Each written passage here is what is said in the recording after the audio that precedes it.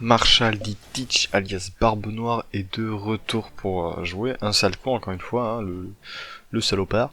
Salut tout le monde, c'est Kyutaro et aujourd'hui on se retrouve pour l'analyse du chapitre 1063 de One Piece.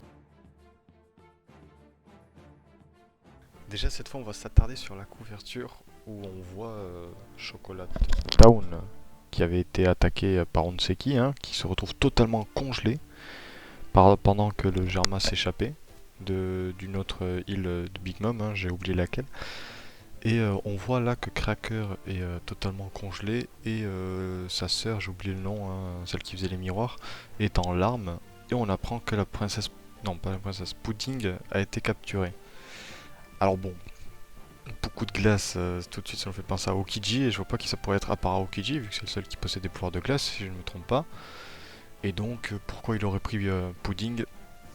Ça, je sais pas, en sachant que Pudding a le pouvoir de supprimer la mémoire des gens, et que Aokiji est censé être du camp de Barbe Noire, alors soit Barbe Noire veut le fruit de Pudding, et donc Aokiji l'a aidé, soit au contraire, Aokiji veut enlever quelque chose à Barbe Noire lié à la mémoire ou à un membre de son équipage, et donc l'aurait trahi. Les deux possibilités sont possibles, et je pense qu'on le saura pas avant, malheureusement, très longtemps, même si One Piece est accéléré. Mais bref, pour revenir à l'essentiel, on a Luffy, Bonnet et les autres qui s'amusent.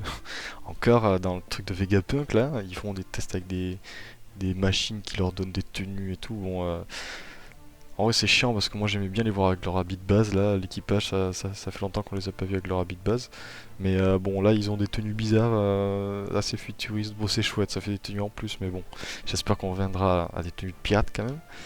Et ben, le plaisir est de courte durée, parce que Luffy a son acquis de l'observation qui s'active, j'imagine, hein, si j'ai bien compris, et détecte un Kuma, voilà, un pacifista qui est la police de Vegapunk, hein, c'est quand même balèze quoi. Le mec, sa police, c'est des putains de pacifistas, donc c'est pas mal quoi. Mais bon, Luffy a l'air un peu paniqué, mais bon, en 2-2, il a lui balancé un Elephant Gun, mais Bonnet s'interpose et dans une page émouvante qui était très jolie, leur apprend que c'est son papa, voilà, que Kuma, pardon, j'allais dire Kuma est le père de Bonnet, et on voit dans une page Kuma qui tient Bonnet dans ses mains et tout. Enfin, c'était touchant cette page. Moi ça m'a touché, voilà. Mais donc voilà, ça finit par une explosion et transition brutale sur Marshall D. Teach, alias Barbe Noire, qui poursuit l'eau.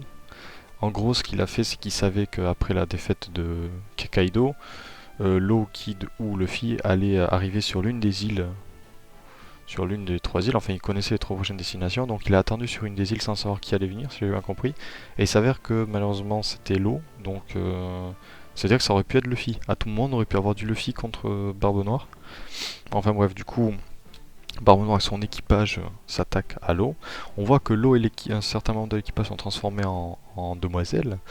Et on apprend que c'est le fruit de la contagion étrange de ce que dit l'eau d'un membre d'équipage de Barbe Noire, hein, le Shukunomi, si je me trompe pas.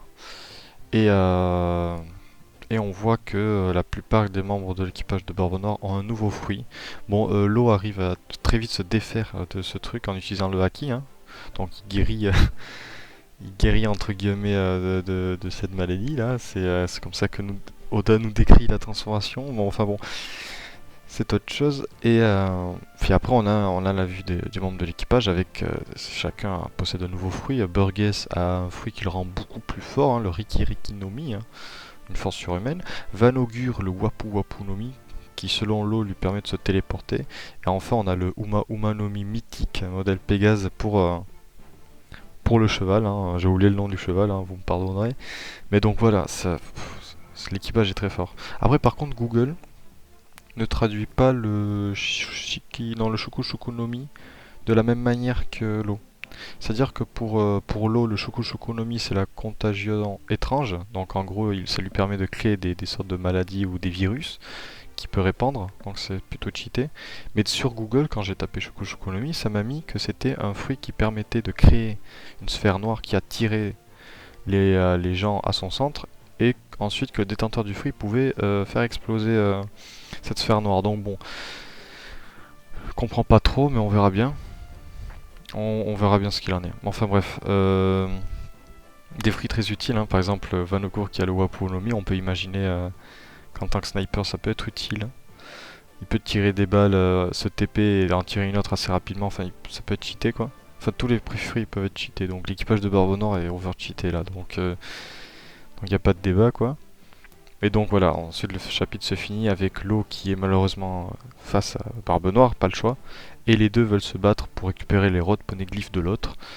Bon, on va pas se mentir, la victoire de Teach est quasi certaine. Là, c'est quand même un empereur, il a des fruits assez puissants, hein, le fruit de Barbe Blanche et même son fruit de base, hein, qui sont très puissants. Et même son équipage maintenant possède des fruits très puissants, donc je vois pas comment l'eau va s'en sortir, hein. À la rigueur peut-être réussir une fuite.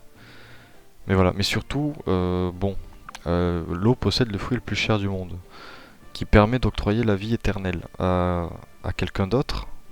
Donc, est-ce que Teach, parce que Teach l'a dit pas clairement qu'il veut le fruit de l'eau, alors que pour d'autres il a dit clairement, mais est-ce que il en profiterait pas pour soit lui prendre son fruit, soit s'octroyer la vie éternelle? Et donc, ça serait quand même assez dangereux, tout ce bazar, surtout que Teach fait une chasse aux fruits du démon, donc enfin bon, on verra comment ça se dégoupille.